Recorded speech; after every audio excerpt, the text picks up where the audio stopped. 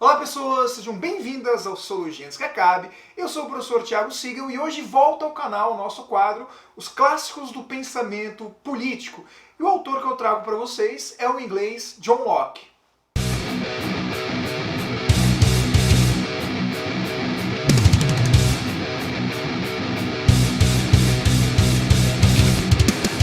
Se você chegou agora nesse canal, peço que se inscreva, deixe um like, ative as notificações para receber todas as atualizações e vamos voltar a falar um pouquinho sobre John Locke. Locke nasceu na Inglaterra no ano de 1632, morreu em 1604, estudou em grandes universidades, trabalhou para importantes famílias, viajou por vários países da Europa, França, Alemanha, conheceu importantes outros pensadores e filósofos da época e desenvolveu uma ampla obra. E a gente pode pensar essa obra do Locke em dois campos, na filosofia epistemológica e também na filosofia política. Falando um pouquinho da epistemologia de John Locke, Locke foi um autor que entrou na corrente do chamado empirismo, com fortes críticas à corrente conhecida como racionalismo. Inclusive, Locke formulou uma metáfora muito importante, a metáfora da tábula rasa ou da folha em branco, defendendo que todo conhecimento humano é adquirido de acordo com as nossas experiências, como se o nosso cérebro, quando nascêssemos, fosse uma folha em branca. E tudo aquilo que nós sabemos é em decorrência de aprendizagem motivada por nossas experiências. Por isso, em certo momento, ele escreve: nada existe no intelecto que não tenha antes passado pela percepção. Ou seja, as nossas experiências são a fonte de nosso conhecimento. E um claro antagonismo com autores como, por exemplo, o francês René Descartes. Do ponto de vista da filosofia política, podemos considerar Locke uma espécie de pai do pensamento liberal ou até mesmo um grande precursor daquilo que nós viemos a chamar hoje de democracia liberal. E nesse sentido, seus feitos no campo político são vários, mas eu vou destacar três. Locke é um grande teórico da democracia. Locke é também um grande pregador da tolerância. E Locke é também um grande defensor ou até mesmo um profeta da importante separação entre Estado e Igreja. De modo geral, podemos dizer que John Locke se encaixa no campo dos autores, dos filósofos contratualistas, ou seja, aquele grupo de filósofos que defendia que a sociedade civil e o Estado nasceu através de um contrato social, assim como Thomas Hobbes, embora as semelhanças entre Locke e Hobbes acabam pairando por aí. Enquanto Hobbes, como nós vimos nesse vídeo aqui, acreditava que a natureza do ser humano era maligna, o homem é o lobo do homem e que, portanto, o Estado deveria ser um Estado absoluto, um Estado leviatã para controlar a vida das pessoas e evitar a guerra de todos contra todos, John Locke já é sem dúvida considerado um pai da democracia liberal, acreditando que o Estado não é absoluto, que o poder do Estado não deve ser absoluto. E como funciona então o pensamento liberal de John Locke? Para falar do liberalismo de John Locke, eu acho que é possível a gente separar esse liberalismo em quatro grandes aspectos. O primeiro deles, o contrato social não é apenas entre indivíduos, mas é também o contrato social entre indivíduos e o Estado. Ou seja, o indivíduo tem obrigações em relação ao Estado e, sobretudo, o Estado tem importantes obrigações em relação aos indivíduos. E, afinal de contas, são esses deveres do Estado em relação ao indivíduo que justificam a existência de um Estado. 2. O Estado cabe a função de proteger os direitos fundamentais e inalienáveis do indivíduo. E aqui nós já entendemos quais são as obrigações do Estado: proteger os direitos fundamentais do indivíduo.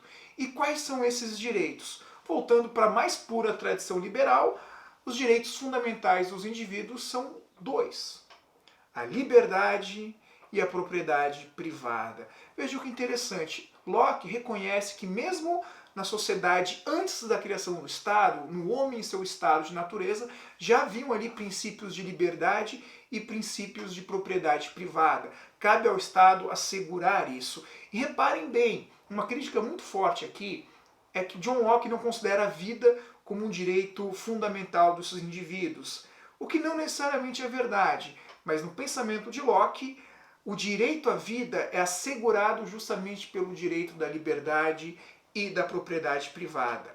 Ou seja, possuir liberdade, ter o direito de ter propriedade privada é uma das melhores formas, diria Locke, de garantir aos indivíduos o direito à vida. Então a tradição liberal clássica não exclui a vida como um direito fundamental dos indivíduos. 3.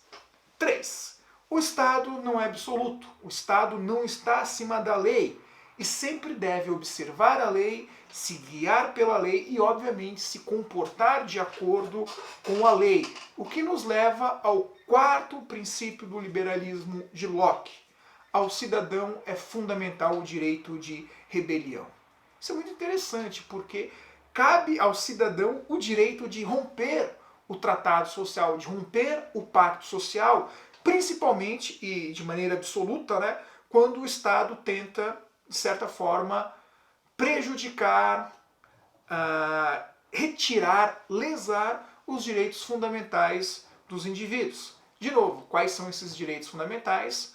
O direito à liberdade e o direito à propriedade privada. E é justamente por isso que o pensamento de Locke antagoniza tão forte com o pensamento de Hobbes. Enquanto em Hobbes o Estado era absoluto, ou seja, o Estado lesa o direito à liberdade dos indivíduos, Locke considera o direito à liberdade um direito fundamental, um direito inclusive que, se o Estado quiser retirar a liberdade dos indivíduos, cabe então aos indivíduos, aos cidadãos, se rebelar contra esse Estado. Mas vejam, outro ponto fundamental da filosofia política de John Locke são os limites da liberdade e da tolerância. Mesmo que a gente possa considerar Locke, no começo da Era Moderna, como um dos principais defensores da liberdade, não significa considerar que para esse autor a liberdade e a tolerância são absolutas. Vejam, na visão de sociedade, na visão de política de Locke, liberdade e tolerância são fundamentais.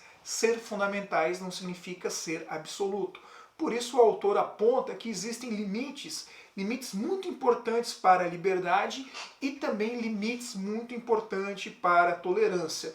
E nisso traz a Locke a função de ser talvez um dos primeiros pensadores a defender e a profetizar a importância da distinção entre Estado, Igreja, fé e política, afirmando que ao Estado não cabe ter uma religião oficial, não cabe ter uma igreja oficial, porque é liberdade do indivíduo escolher a sua crença e defender a sua crença. E também é função do Estado pregar a tolerância para que indivíduos diferentes tenham liberdades e crenças diferentes. Por isso, Locke argumenta que aquilo que deve pautar a formulação de todas as leis, que deve pautar a mente de um legislador, é justamente o princípio da laicidade, ou seja, a não interferência do Estado na vida religiosa, e também o princípio da igualdade. Mas não igualdade no sentido socialista, comunista, como igualdade material, igualdade financeira, mas não, igualdade no campo dos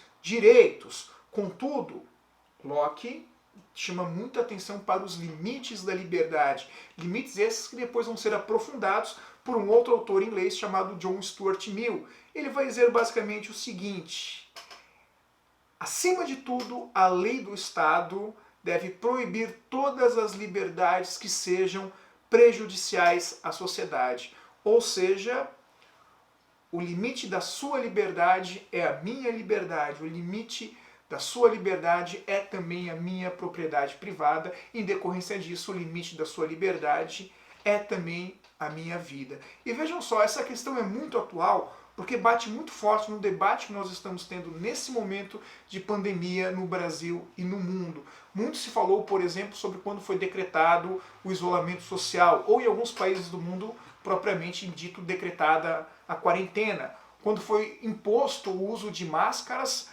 como uma obrigação de todos os indivíduos. Alguns reclamaram dizendo que usar máscara fere a minha liberdade individual, usar máscara fere o meu direito à liberdade.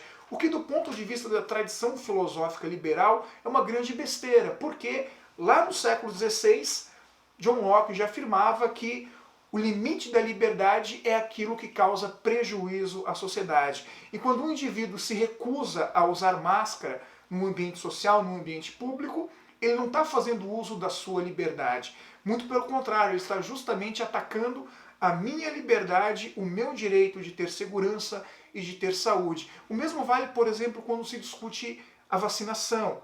O Estado deve obrigar alguém a tomar a vacina, uma possível, uma futura, uma eventual vacina? Alguns liberais de meia pataca, uns liberais de meia tigela, que nunca leram Locke, que nunca leram John Stuart Mill, vão dizer que o Estado não deve obrigar ninguém a tomar a vacina. Mas esquecem que na raiz do pensamento liberal há um limite para as liberdades, que é justamente quando essas liberdades são prejudiciais à sociedade. E quando pessoas se negarem, por exemplo, a tomar a vacina, uma eventual vacina para a Covid-19, essas pessoas vão estar oferecendo risco a uma série de outras que, por motivos de saúde, por exemplo, não podem tomar essa vacina. Logo, liberdade e tolerância são fundamentais, contudo, não são absolutos. Isso é muito importante para entender o pensamento liberal. E aí você está se perguntando, bom, professor, eu gostei das ideias de Locke, eu quero saber mais sobre isso. Onde eu vou encontrar essas ideias? E nesse caso eu separei 3 livros importantes para cada um de vocês. O primeiro deles, do ponto de vista da filosofia epistemológica, é o livro Ensaios sobre o Entendimento Humano, link aqui na descrição. Os 2 outros livros são mais do ponto de vista da filosofia política. O primeiro deles é o livro fantástico intitulado Cartas sobre a Tolerância. E o segundo, 2 tratados sobre o governo. Esses livros vão estar disponíveis aqui para compra no link na descrição. Lembrando que se você quiser ajudar esse canal, é só comprar o livro através dos links, assim como eu vou deixar também outras recomendações de livros super importantes para a gente conhecer um pouquinho mais sobre filosofia política. Bom, quero saber muito o que vocês acham sobre as ideias de John Locke, quero muito saber o que vocês pensam sobre o liberalismo de Locke, deixem aqui nos comentários. No mais, forte abraço a todos vocês e valeu!